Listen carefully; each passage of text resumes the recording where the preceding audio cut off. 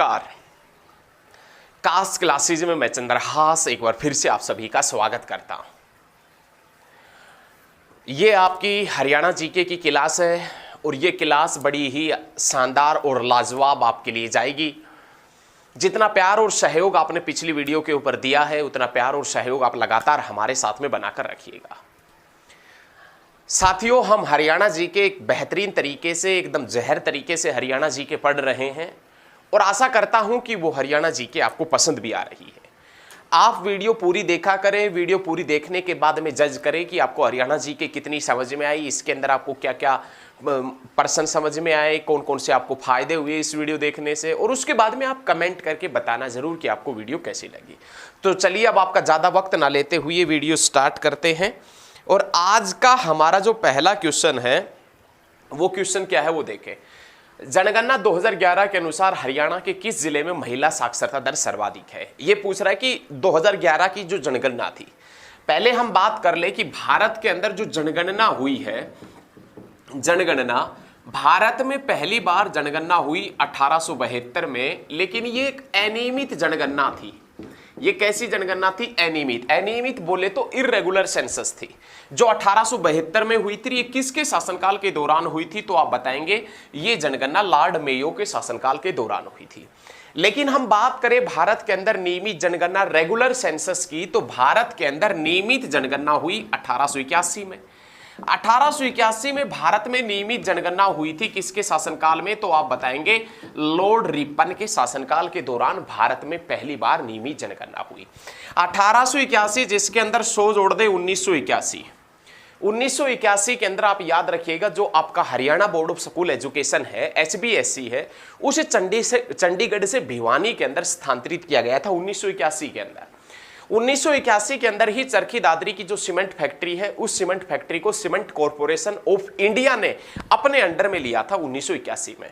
100 घटा दे 1881, भारत में पहली बार नियमित जनगणना हुई थी और यह जनगणना लॉर्ड रिपन के शासनकाल के दौरान हुई थी। लेकिन साथियों यहीं पर आपने एक याद रखना पड़ेगा एक पॉइंट कि 1881 के अंदर ही हरियाणा में किसानों के मसीहा दीन बंधु सर छोटूराम का जन्म भी हुआ था गढ़ी सांपला किलोई रोहतक के अंदर। यह भी पॉइंट आपने बहुत अच्छे तरीके से याद रखना है। लेकिन हम तो बात कर रहे हैं दोस्तों 2011 की जनगणना की। 2011 की जनगणना स्वतंत्र भारत की 7वीं और वैसे 15वें नंबर की जनगणना है और ये एग्जाम में क्वेश्चन पूछ रहा है, एग्जामिनर ने क्वेश्चन क्लर्क के एग्जाम में क्वेश्चन पूछा है और वो क्वेश्चन है जनगणना 2011 के अनुसार हरियाणा के किस जिले में महिला साक्षरता दर उच्च है? हरियाणा का वह जिला जिसकी सबसे ज्यादा पढ़ी लिखी महिलाएं हैं, जिस जिले में सबसे ज्यादा पढ़ी लिखी महिलाएं मिलती है, तो गुरु द्रोणाचार्य की नगरी के अंदर, गुरुग्राम के अंदर हरियाणा का वह जिला जिसमें महिला साक्षरता दर सबसे उच्च है। लिटरेसी रेट महिलाओं की देखें तो सबसे उच्च है। कौन सा डिस्ट्रिक्ट है? गुरुग्राम। पुरुष साक्षरता में यदि पूछे तो आप बता देना रेवाड़ी, और ओवरऑल साक्षरता में पूछे तो पहले स्थान पर गुरुग्राम, दूसरे स्थान पर पंचकुला, तीसरे स्थान पर अंबाला और चौथे स्थान पर फरीदाबाद। लेकिन पुरुष साक्षरता पूछे या महिला साक्षरता पूछे या ओवरऑल साक्षरता पूछे, आप किसे बताएंगे? तो आप बताएंगे मेवात सबसे नीचे है। याद रखें, महिला साक्षरता में भी सबसे नीचे है, पुरुष साक्षरता में भी सबसे नीचे है, ओवरऑल साक्षरता में भी सबसे नीचे है।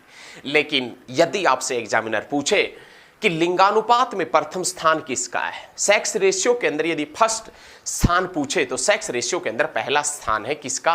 तो आप बता देना मेवात का। याद रखें, आदि बद्री का संबंध किस पवित्र नदी से? आदि बद्री का संबंध साथियों पहले हमने ये देखना पड़ेगा कि ये जो आदि बद्री है, ये आदि बद्री कौन से जिले के अंदर स्थित है। तो देखें एक बार ये इसको साफ कर देते हैं। हमारे द्वारा जो वीडियो आपको करवाई जा रही है ये बहुत अच्छी सीरीज है और ये आपके एग्जाम्स के अंदर बहुत लाभदायक सिद्ध होगी। आप देखना ये पूछ रहा है कि आदि बद्री जो नामक स्थान है, आदि बद्री ये कौन सी नदी से संबंधित है? तो आदि बद्री कहां पर पड़ता है? तो आप बताएंगे यमुनानगर के अंदर पड़ता है। और हरियाणा के अंदर सरस्वती नदी कौन से जिले से प्रवेश करती है? हरियाणा की सबसे पवित्र नदी है सरस्वती नदी, जिसके किनारे महर्षि वेदव्यास ने बैठकर महाभारत की रचना की थी।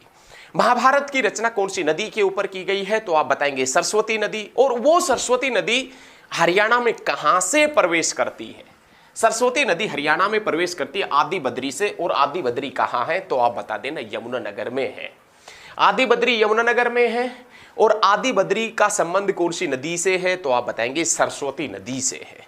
हरियाणा की सबसे पवित्र नदी से है, याद रखिएगा, हरियाणा की सबसे पवित्र नदी जिसका नाम क्या है तो आप बताएंगे सरस्वती नदी हरियाणा की सबसे पवित्र नदी है, याद रखें। चलिए नेक्स्ट क्वेश्चन की तरफ बढ़ते हैं भैया।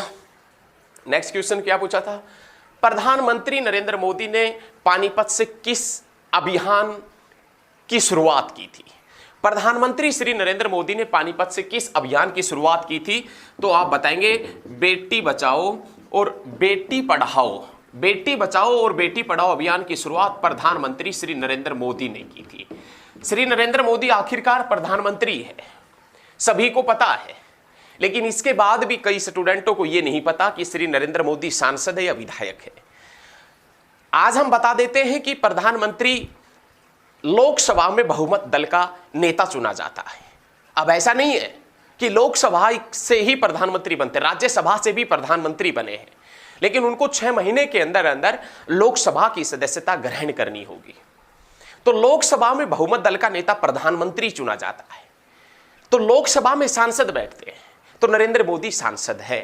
विधानसभा में बहुमत दल का नेता विधायक चुना जाता है, विधानसभा में बहुमत दल का नेता मुख्यमंत्री चुना जाता है, और विधानसभा में विधायक बैठते हैं।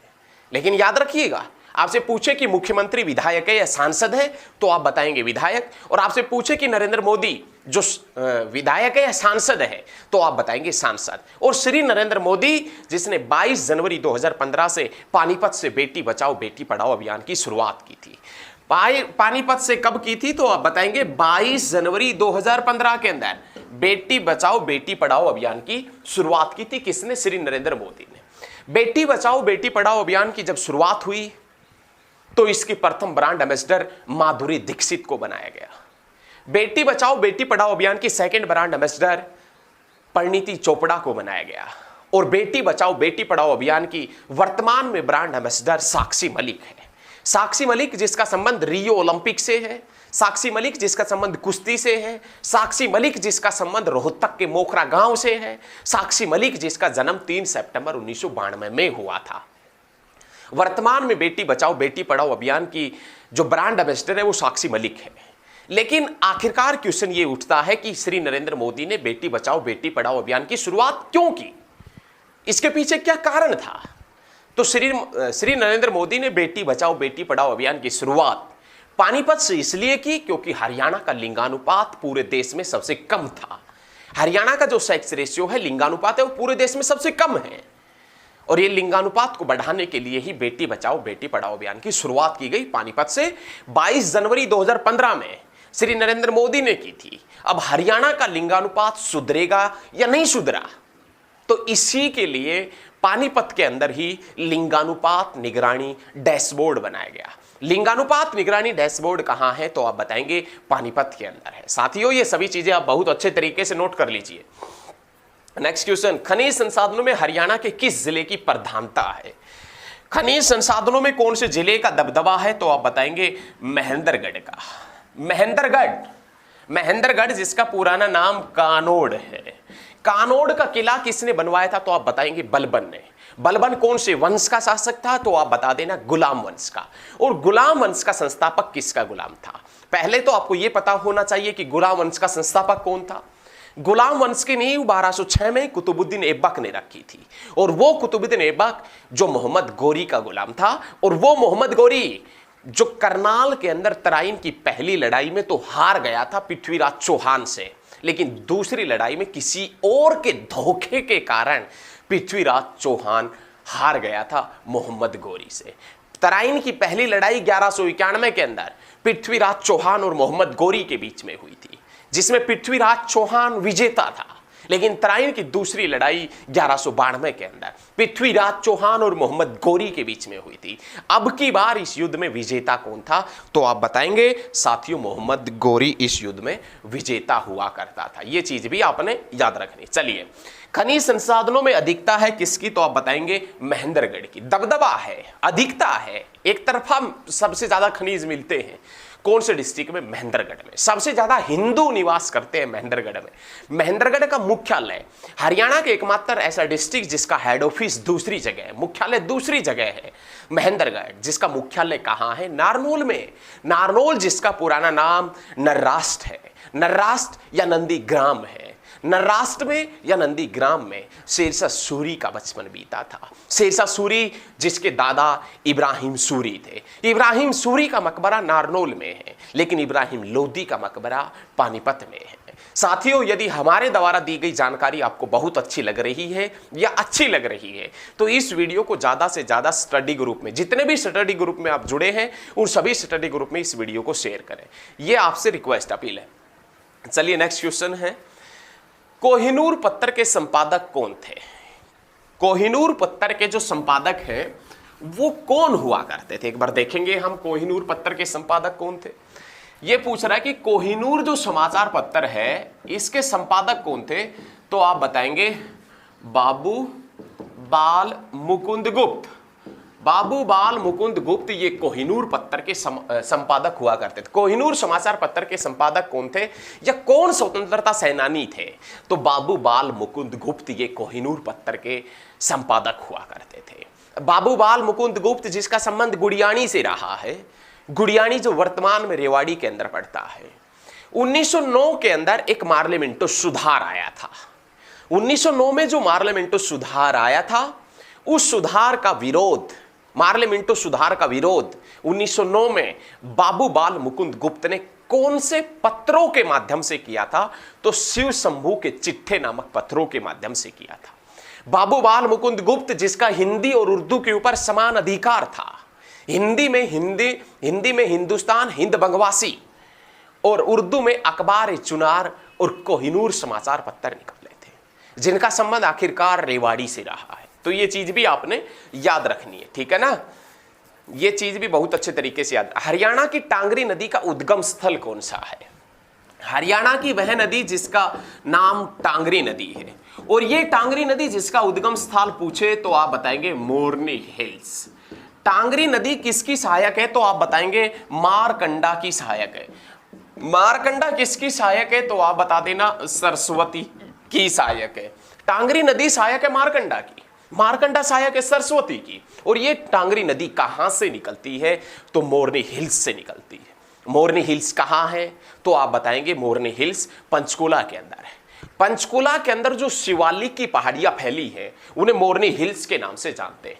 मोरनी हिल्स जिसकी एवरेज हाइट पूछे तो 1220 मीटर, औसत ऊंचाई 1220 मीटर, लेकिन मोरनी हिल्स का सर्वोच्च शिखर पूछे तो आप बताएंगे करहो। मोरनी हिल्स का सर्वोच्च शिखर है जिसकी ऊंचाई 1514 मीटर है। ये करहो मोरनी हिल्स का ही सर्वोच्च शिखर नहीं है, ये पूरे हरियाणा का सर्वोच्च शिखर है। ये हरियाणा में शिवालिक का सर्वोच्च शिखर है, ये हरियाणा में हिमालय का सर्वोच्च शिखर है, ये उत्तर हरियाणा का सर्वोच्च शिखर है, ये पूरे हरियाणा का सर्वोच्च शिखर है, ये मोरनी हिल्स का सर्वोच्च शिखर है। कौन सा?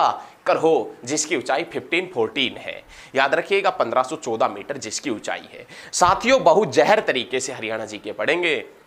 नेक्स्ट क्वेश्चन देखें, अकबर के समय रेवाड़ी के शासक कौन हुआ करते थे? अकबर आप जानते होंगे जिसका जन्म 1542 में हुआ था, राणा वीरसाल के महल में हुआ था। और अकबर जो हुआ करता था एक मुगल सम्राट, अकबर जो गद्दी के ऊपर बैठा था 1556 में और रहा था 1605 तक। अकबर के शासनकाल में रेवाड़ी का एक प्रसिद्ध शासक हुआ करता था हेमचंद्र विक्रमादित्य। ये अकबर के शासनकाल में एक प्रसिद्ध शासक रेवाड़ी से था।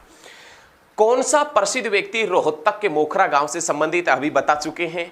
साक्षी मलिक का संबंध है रोहतक के मोखरा गांव से। सुल्तानपुर पक्षी विहार हरियाणा के किस जिले के अंदर है?